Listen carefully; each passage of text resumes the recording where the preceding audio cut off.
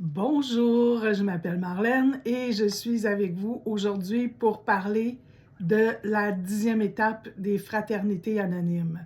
Donc, on a fait ensemble, si vous ne l'avez pas vu encore, vous pourriez aller voir sur ma chaîne. On a fait de la première à la 9e étape ensemble en se posant toutes sortes de questions. Et j'imagine aussi que vous avez mis vos couleurs dans toutes ces étapes-là. Si vous voulez nous le partager, ça nous fera un très grand plaisir de vous lire. Donc, aujourd'hui, 10e étape, nous avons poursuivi notre inventaire personnel et promptement admis nos torts dès que nous nous en sommes aperçus. Je trouve que c'est une magnifique étape en 2025 parce qu'il y a beaucoup de personnes qui ont le goût d'entendre parler de manifestation. Comment on fait pour manifester sa vie dans un processus des 12 étapes des fraternités anonymes? Ben, je vous dirais que la gratitude, là, c'est le début de tout. Donc, si vous avez un peu lu ou regardé des vidéos sur les manifestations, ça va vous faire plaisir d'apprendre que dans la 10e étape, on va s'en aller beaucoup dans la gratitude et on va être en mesure de manifester notre vie de façon à ce qu'elle s'améliore en permanence. Elle s'améliore continuellement. On n'est pas des êtres parfaits, loin de là, mais on est en route vers de l'amélioration, c'est ça qu'on veut, et on ne le fait pas pour le plaisir de le faire, on le fait parce que on a eu des moments dans notre vie où on se sentait littéralement malheureux, puis qu'on ne savait pas trop par quel bout prendre ça pour guérir de nos blessures. Alors, on a fait la 4e étape, la 5e étape. On ne veut pas retourner en arrière. On ne veut pas recommencer à être dans nos anciens comportements. C'est très difficile si on ne le documente pas. Souvent, dans nos services professionnels, on parle de documenter. Bien, l'être humain peut aussi documenter sa vie, ses comportements et pouvoir ainsi en prendre du recul face à ceux-ci.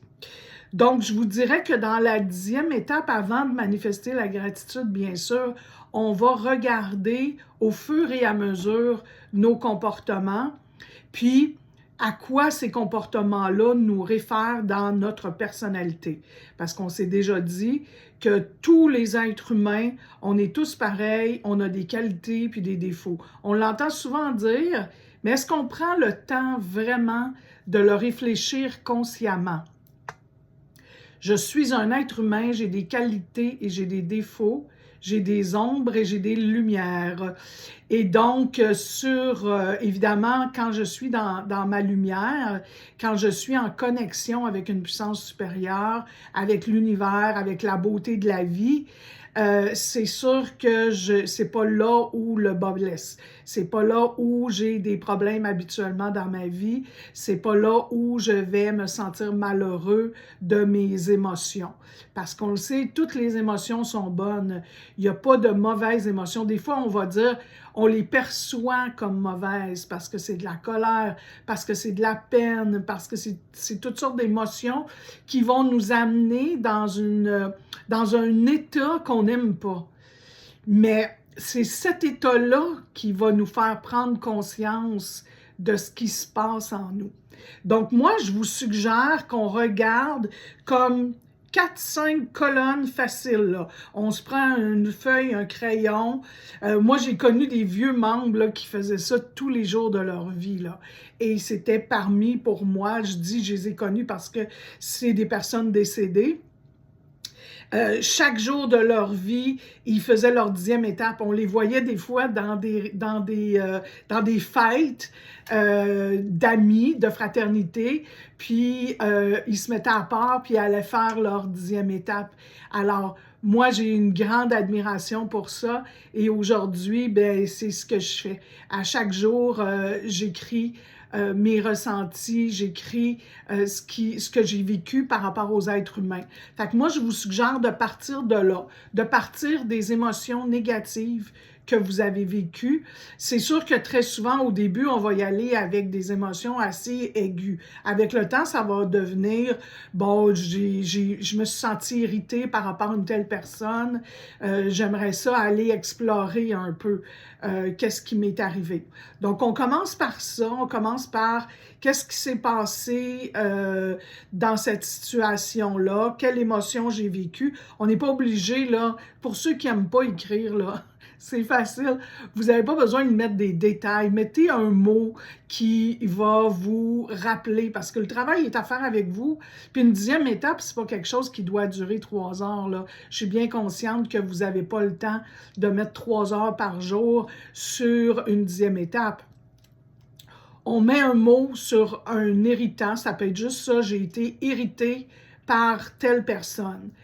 Quelles émotions ça m'a fait vivre? Ben, j'étais en colère. Puis des fois, ça se peut que j'avais de la peine. Des fois, ça peut être toutes sortes d'émotions qui ne sont pas nécessairement de la colère. Ça peut être de l'agressivité. Hein? Je me suis sentie agressive. J'avais envie d'y mettre mon poing au visage. Donc, ça, c'est de l'agressivité. Fait qu'essayez de mettre le qualificatif le plus précis que possible sur ce qui est monté en vous, puis de façon honnête. Il n'y a personne qui va voir ça, là. Il y a juste vous qui allez voir ça. Vous le déchirez après, vous le détruisez, puis c'est tout, là. Donc, après, moi, ma méthode, puis je vous suggère cette méthode-là, bien sûr, c'est d'y aller avec les 5 blessures principales.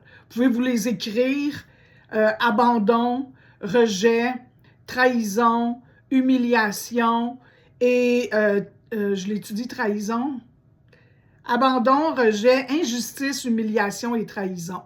Donc, on a 5 blessures, tout le monde en a ces 5 blessures-là à la base. Fait que moi, je suis certaine que vous êtes capable de voir, est-ce que vous vous êtes senti abandonné? Est-ce que vous vous êtes senti rejeté? Est-ce que vous vous êtes senti trahi?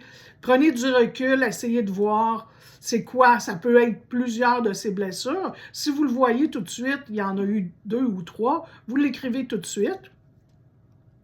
Puis ensuite, la partie la plus difficile peut-être, c'est d'aller voir dans quel trait de caractère vous retrouvez dans cette situation-là. Quel est votre trait de caractère qui ressort naturellement?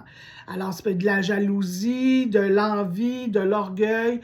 On a vu ça dans la 4e étape, tous les traits de caractère qui nous caractérisent justement comme être humain. Alors, c'est sûr que dans des prochaines capsules, là, dès que j'aurai un peu de temps, j'aimerais ça vous faire des capsules sur les schémas de comportement. On a tous, les blessures que je viens de nous nommer vont souvent réveiller des schémas. Ces schémas-là, on les a utilisés comme protection. D'ailleurs, vous avez une capsule là-dessus sur ma chaîne. Comment les mécanismes de défense, les mécanismes de protection vont faire en sorte que on va réagir d'une manière ou on va réagir de l'autre. Donc, mais si vous êtes capable d'approfondir et d'aller voir dans quel schéma ça vous a amené, vous pouvez le faire d'ores et déjà. Sinon, on va regarder ça éventuellement, puis vous allez pouvoir vous retrouver dans des schémas. Il y a beaucoup de lectures que je vous en ai déjà conseillé une. Je vous mettrai des références pour quelques lectures là, dès que j'aurai le temps de faire cette capsule-là.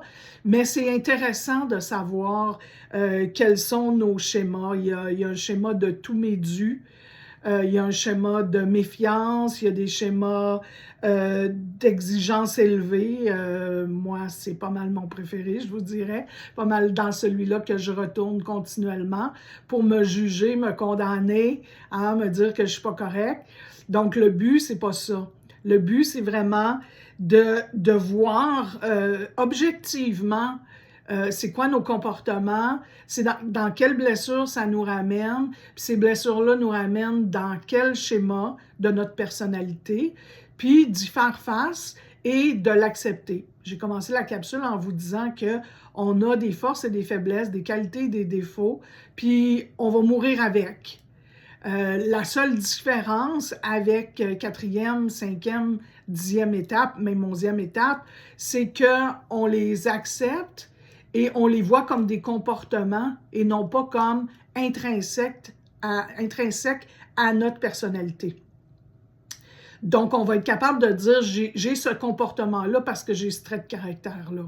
Donc, je suis capable d'arrêter le comportement. Puis d'une fois à l'autre, plus je vais voir que j'ai ce trait de caractère-là qui m'amène à ces comportements-là, plus je vais être capable de m'en rendre compte rapidement, plus je suis éveillée. Hein? C'est un programme de déconstruction de l'ego, d'éveil. Donc, je vais me voir aller. Je vais pouvoir dire, oh boy, là, ça vient me chercher dans mon orgueil.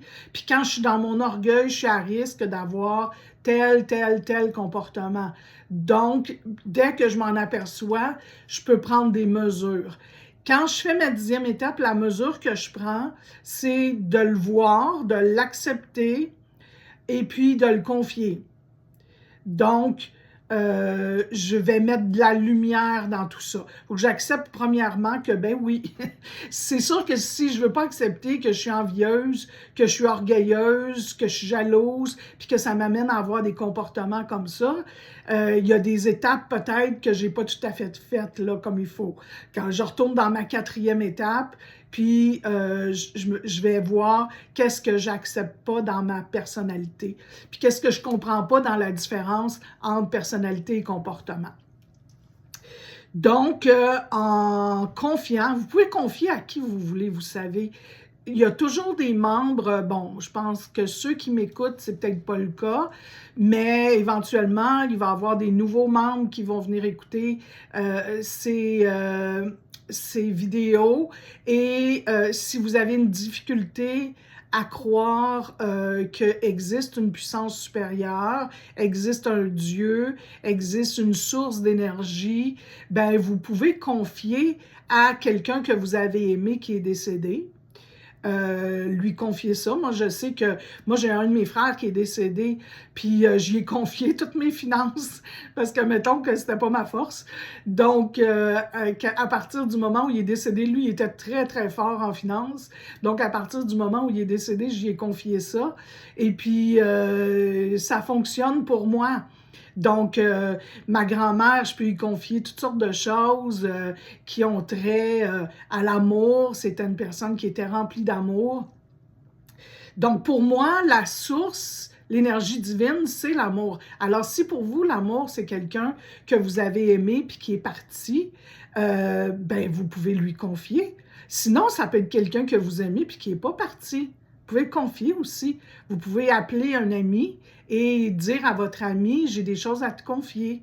Et vous le confiez, vous allez voir que en grande partie, habituellement, ça va s'en aller.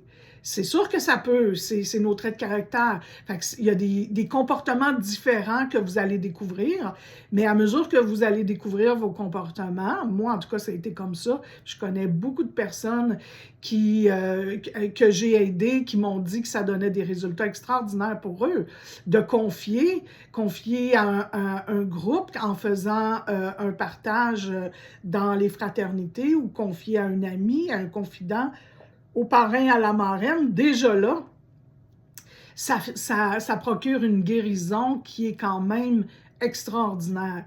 Je le dis souvent, ne me croyez pas, essayez-le, vous allez voir que c'est vraiment quelque chose de nourrissant et de guérisseur. Donc voilà ce que je voulais vous dire par rapport à la 10e étape.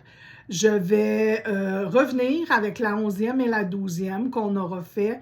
Donc, on pourra avoir fait nos étapes de la 1re à la 12e pour une première fois.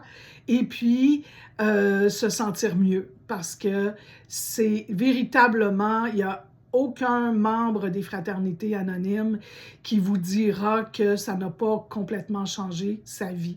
Les étapes, les fraternités anonymes, ce sont des lieux d'amour, de spiritualité qui changent notre vie. C'est la grâce que je vous souhaite. Je vous embrasse, merci de m'avoir écouté. N'hésitez pas à liker, à vous abonner, parce que c'est comme ça qu'on va faire circuler cette belle information. Je vous aime, au revoir.